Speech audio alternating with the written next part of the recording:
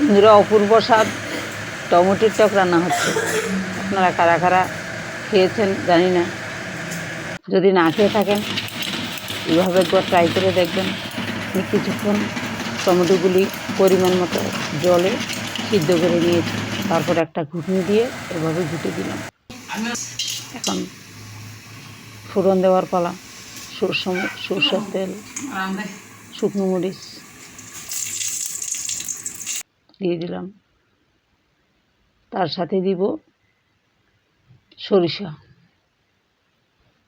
যে কোনো টক জাতীয় রান্নাতে আপনারা সরিষা ফোড়ন দিবেন, দারুণ মানাবে।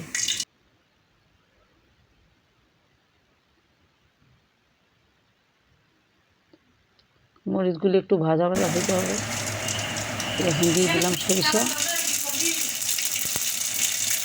ফুটতেছে